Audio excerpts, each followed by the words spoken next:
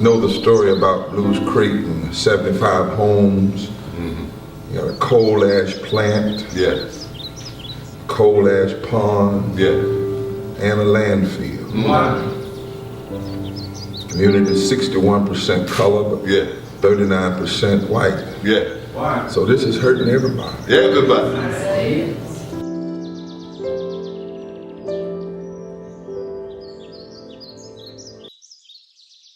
Previously, we lived at on Pine Hall Road, down near Blues Creek Steam Station. We lived in three different areas on Pine Hall Road, near that whole area. We actually started out right beside their first landfill. So, plus I worked for them for 26 years. And what did you do for Duke Power for 26 years? Believe it or not, in charge of the fly ash. Started in 1985 when I got out the military. And we actually tested the fly ash, see if it was good, bad, could be sold or hauled to the landfill. If it was to be hauled to the landfill, you put it on dump trucks, you hauled it to the landfill, and of course, dozers pushed it off into the hollows or wherever. And once you got so much in it, then you had to cover it with 2 feet of dirt and sow it in grass. When it first started, it was just dirt. There was no liners. So supposedly they went back and fixed certain sections, but not all of it. Like the first landfill that we actually lived beside of, no, there's no way you could dig all that up and put liners underneath of it. Just couldn't be done. Well, it's a stinking odor to it, and you're constantly blowing it out your nose until you get it all out.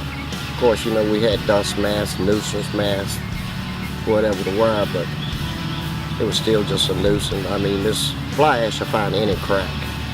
It runs worse than water. If there's a crack, a small hole, it will find it. At that time, probably 2 miles. Yeah. I could see him on the landfill. And if I did this and tell him to come home, he could come home. So yeah, that's how close we were. Oh yeah, you came home great from the fly ash, and depending on the direction of the wind, everything coming out the smokestacks back during that time, it covered your vehicles, yard, houses, whatever.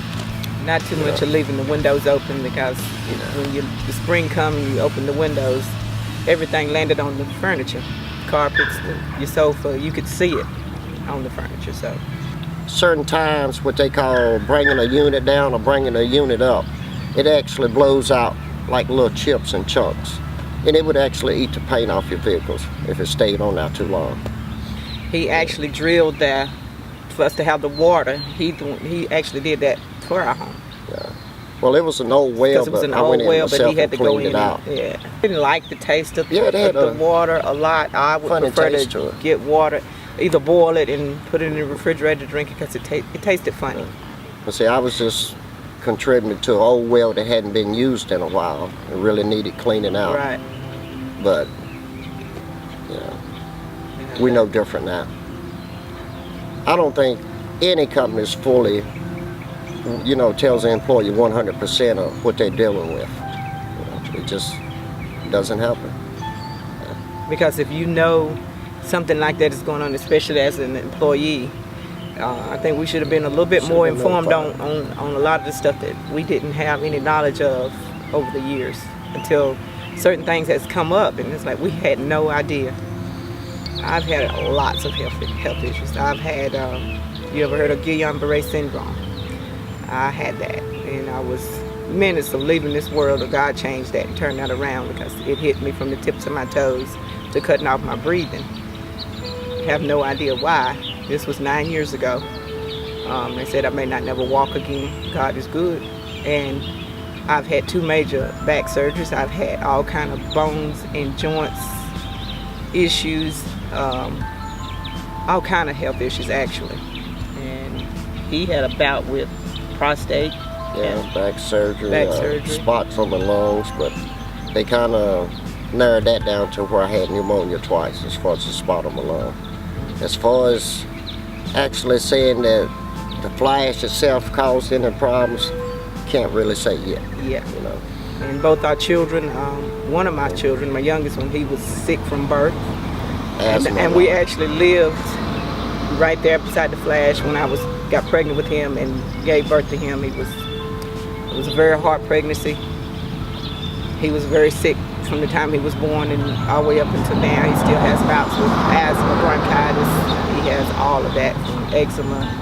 We went to every dermatologist, every skin doctor you can imagine he's been to, and he's only 23 now. A lot of ours, especially with my son with the asthma issues, like you said, in the African American community, we see that a lot. But like you said, I was very healthy. He was very healthy, and I know it could happen to any child that's, you know, could have problems, but I was not expecting my child to be that sick because I was healthy. But from the time I got pregnant, I had to come out of work early. I was sick the whole time. I couldn't eat. I was nauseous all the time. It was just a sickness that, not normal pregnancy at all. That's what they kept telling me. It wasn't a normal pregnancy, and nobody can tell me why. Yeah, knowing, you know, like I said, hindsight, there's no way I would go back. No. Because it was too much of questions, even when we moved in that particular area.